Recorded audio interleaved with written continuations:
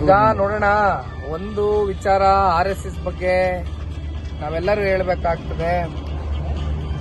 ದೇಶ ಕಟ್ತಕ್ಕಂಥ ಕೆಲಸದಲ್ಲಿ RSS ಕಡೆಯಿಂದ ಈಗಾಗಲೇ 100 ವರ್ಷ ಪೂರೈಸಿದ್ದ ಇರ್ತಕ್ಕಂಥ ಒಂದು ಸ್ವಯಂ ಸಂಘ.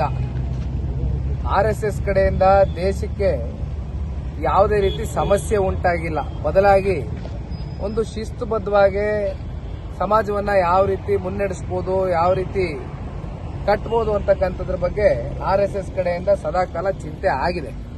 ಈಗ ಸುಮ್ಮನೆ ಪದೇ ಪದೇ ನಾವು ಕಾಂಗ್ರೆಸ್ನ ಈ ಆಡಳಿತದಲ್ಲಿ ಇರ್ತಕ್ಕಂಥ ಕೆಲವೊಂದಷ್ಟು ವ್ಯಕ್ತಿಗಳು ಇಶ್ಯೂನ ಡೈವರ್ಟ್ ಮಾಡ್ತಕ್ಕಂಥ ವಿಚಾರದಲ್ಲಿ ಮುಂದಾಗಿದ್ದಾರೆ. ಈಗ ನೋಡಿ, ಗುರುವಾರದ ದಿನ, ಬಹುಶಃ ನಾಳೆ ದಿನ ನಮ್ಮ JDS ಪಕ್ಷದ ವತಿಯಿಂದ ದೀಪಾವಳಿ ಬಂಪರ್ ಆಫರ್ದು ಒಂದು ವಿಚಾರವನ್ನ ನಿಮ್ಮ ಮುಂದೆ ಬಿಡುಗಡೆ ಮಾಡ್ತೇವೆ.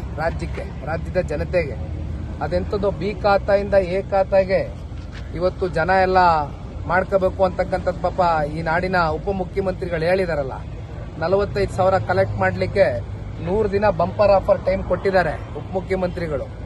ಗುಂಡಿ ಮುಚ್ಚಕ್ಕೆ 10,000 ಕೋಟಿ ಬೇಕಂತಲ್ಲ, 1,000 ಕೋಟಿ ದುಡ್ಡು ಹೊಂದ್ಸ್ಕೋಬೇಕಲ್ಲ. ಇವಾಗ ಎಲ್ಲಿಂದ ಹೊಂದ್ಸ್ಕೋತಾರೆ?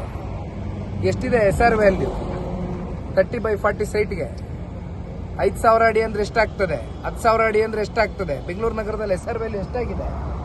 ಎಷ್ಟು ಲಕ್ಷ ಕಟ್ಟಬೇಕು? 3 ಲಕ್ಷ, 6 ಲಕ್ಷ, 9 ಲಕ್ಷ, 12 ಲಕ್ಷ, 15 ಲಕ್ಷದವರೆಗೂ ನೀವು ಕಟ್ಟಿಸ್ಕೊಬಿಟ್ಟು B ಖಾತಾ ಟು A ಖಾತಾ ಅಂತ ಮಾಡ್ಕೊಂಡು